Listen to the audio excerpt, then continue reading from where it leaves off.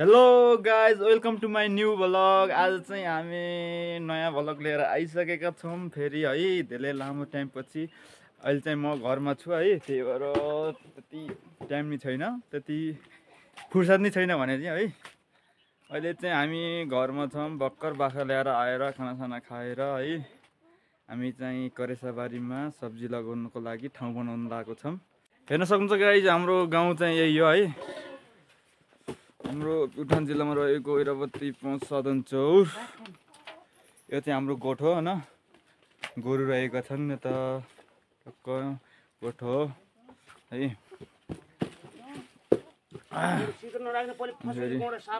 यो चाहिँ हाम्रो बाख्रा है, यो बाख्राको खोर, उता पनि छन् बाख्रा। अनि यो चाहिँ हाम्रो घर, त्यो चाहिँ खानपान कोठो है। लगाइ हामी चाहिँ अब कामतिर लाग्ने होइन, अब करेसाबारीको लागि के कस्तो लाग्छ है, काम पनि गर्नु पर्यो है। त्यही भएर हामी चाहिँ कोदालो बोकेर यो छ, यसको लागि हामी चाहिँ रेडी गर्न लाग्छौँ। यो चाहिँ बेर्ना हो न, यो चाहिँ बेर्ना। हामीले अब यसलाई टक्क लाएर करेसाबारीमा जम्मा सब्जी खेती गर्नुपर्छ। अब म चाहिँ बाहिरतिर लाग्यो है गाइज, घरबाट बारीमा झऱ्यो। लगाइ यो चाहिँ हाम्रो करेसाबारी है। यो चाहिँ यहाँ चाहिँ मुलाहरू छन्। यो थोरै अलिक प्याजको टाइम छैन, त्यही भएर प्याज अलिक कम छ है। यो चाहिँ लसुन भइगयो, यो चाहिँ सेबी भइगयो, यो चाहिँ सब्जी पाचेको साग, यो चाहिँ पाचेको साग। ल हामी लगाउनु चाहिँ यो ठाउँमा हो। अब यहाँ घाँस गोडेर कलाएर घाँस गोडेर अनि फेरि लगाउने हो। यसलाई यहाँ राखिदिउँ है, यहाँ राखिदिउँ। अब यो मम्मीले र भाउजूले टक्क यसको लागि हेल्प गर्दै हुनुहुन्छ, घाँस गोड्दै हुन्छ। भाउजूले त्यति गोडिसक्नु भयो। उता यहाँ नेता ठहरिनु भएको छ, माथि ठहरेर बसेर होइन, नेता ठहरिनु भएको छ है। ल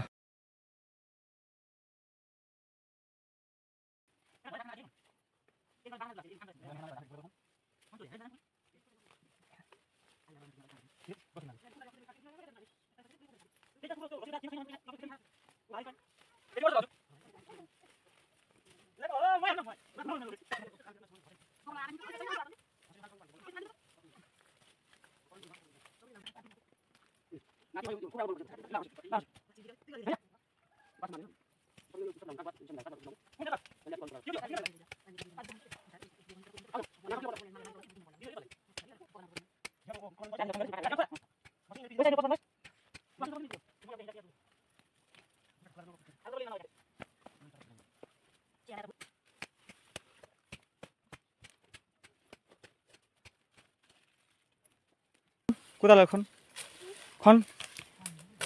कुदालाई खन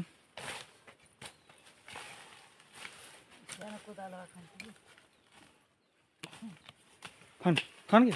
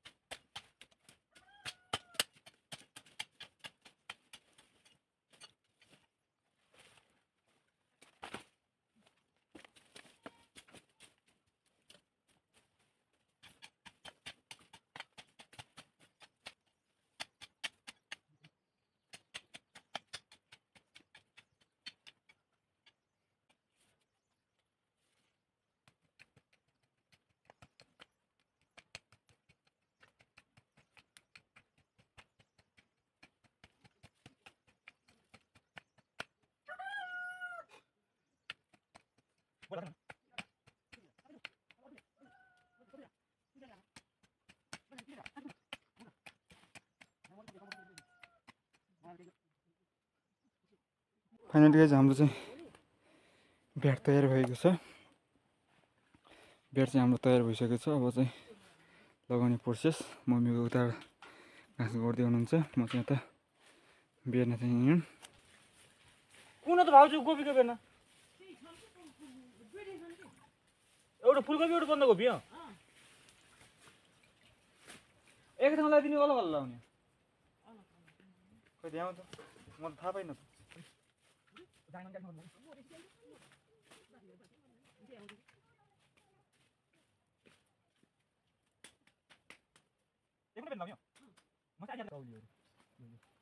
भाउजू मोटा पात भएको काउली नि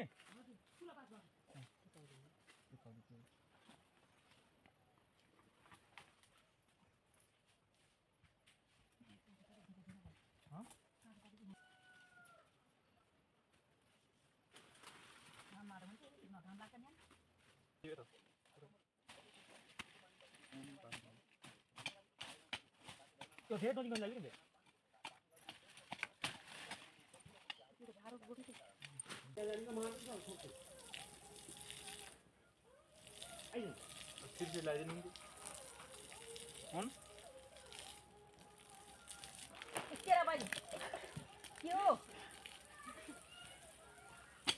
बाछा बिएर चाहिँ कता गएछ कति मान्छे नि सर्र पार्दै गोबीको बेर्ना लाएर गयो यो चाहिँ हाम्रो पत्ताकोपी अनि त्यहाँ रहेको छ फुलकोपी और यहाँ रहेको छ काउली सेमी रहेको छ लागि यहाँबाट निस्के म चाहिँ घरतिर अब यस्तो सेमी पोखेर भाउजू यतै न भाउजू हजुरको छोरीले सेमी हात हालेर हिँडेथे सेमी यस्तो ए पोखी के त्यही हात राखे ए खस्यो यस्तो सब खसाली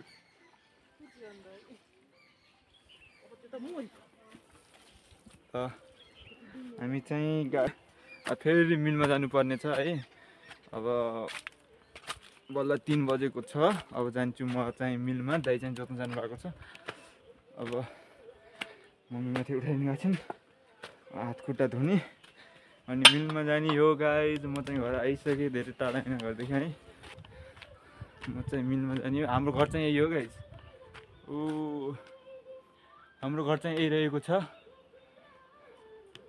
म चाहिँ यो रहेको छु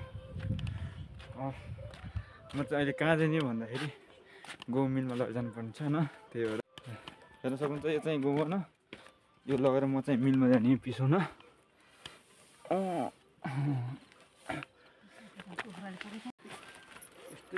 ल त गाइज आजको लागि चाहिँ यति है अब चाहिँ म चाहिँ मिलमा जानुपर्ने छ त्यही भएर फेरि भोलितिर आउँला नि त बाई लेट्स अफ फेरि भेटौँला है गाइज